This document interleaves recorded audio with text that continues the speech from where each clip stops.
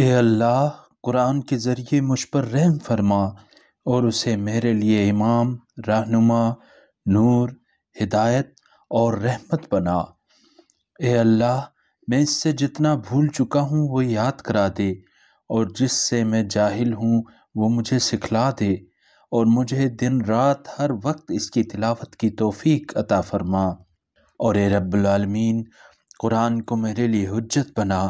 اے اللہ، میرے دین کو درست فرما جو میرے معاملات کا محافظ ہے، اور میری دنیا کو درست فرما جس میں میرا لوٹنا ہے، اور میری زندگی کو ہر بھلائی میں میرے لیے زیادتی کا باعث بنا دے، اور موت کو میرے لیے ہر شر سے راحت بنا دے۔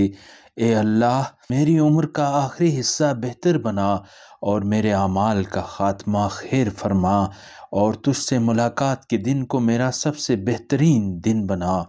اے اللہ، میں تجھ سے خوشحال زندگی، بہترین موت اور بغیر شرمندگی اور ناکامی کے تیرے پاس لوٹنے کا سوال کرتا ہوں۔ اے اللہ، میں تجھ سے بہترین درخواست، بہترین دعا، بہترین کامیابی، بہترین علم، بہترین عمل، بہترین ثواب، بہترین زندگی، بہترین موت کا سوال کرتا ہوں۔ مجھے ثابت قدم رکھ اور میرے میزان حسنات کو بھاری فرما، میرا ایمان کامل فرما اور میرے درجات بلند فرما، میری نماز قبول فرما اور میری غلطیوں کو معاف فرما، اور میں تجھ سے جنت میں بلند مقام کا سوال کرتا ہوں۔ اے اللہ، میں تجھ سے ان چیزوں کا سوال کرتا ہوں جو تیری رحمت اور تیری بخشش کا سبب ہیں، اور میں ہر نیکی میں سے اپنا حصہ مانگتا ہوں، اور ہر گناہ سے سلامتی طلب کرتا ہوں، ہر نیکی سے غنیمت کا اور جنت میں داخلے سے کامیابی کا اور آگ سے نجات کا سوال کرتا ہوں۔ اے اللہ، تمام معاملات میں ہمارا انجام بخیر فرما، اور ہمیں دنیا کی رسوائی اور آخرت کے عذاب سے محفوظ فرما۔ اے اللہ، تو ہمیں اپنا اتنا خوف عطا فرما کہ تو اس کی وجہ سے ہمارے اور گناہوں کے درمیان حائل ہو جائے، اور ہمیں اپنی اتنی اطاعت نصیب کر کہ اس کی وجہ سے ہمیں بہشت کے اعلی درجات میں پہنچا دے۔ ہمیں اتنا یقین عطا فرما کہ اس کی وجہ سے تو ہم پر دنیا کی مصیبتیں آسان کر دے۔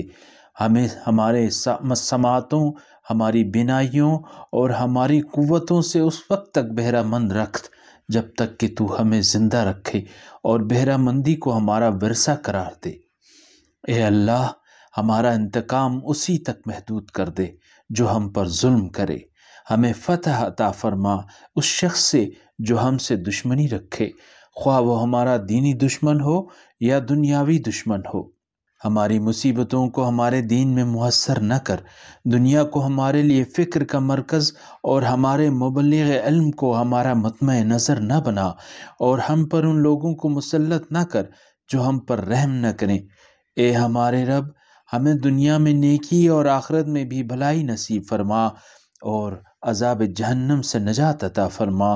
اے اللہ، ہمارے پیغمبر محمد صلی اللہ علیہ وآلہ وسلم، ان کی آل پاک اور ان کے برگزیدہ اصحاب پر سلامتی نازل فرمائے۔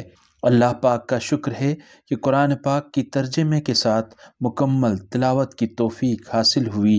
یا اللہ، تو اسے قبول فرما، اور اس میں تلاوت میں سے جو چند آیات میں روزانہ عزیزوں دوستوں کے ساتھ شیئر کرتا ہوں ان سب کو قبول فرما، اور جو اس سے مستفید ہوتے رہے ہیں ان سب کی دعائیں بھی قبول فرما، ان کو اپنے حفظ و امان میں رکھ، ان کی ساری شرعی حاجات کو پورا فرما، اور ان کے رزق، جان، مال، عزت، آبرو سب میں حفاظت فرما اور برکت عطا فرما۔ آمین یا رب العالمین۔ اللہم صلی علی محمد وآل محمد۔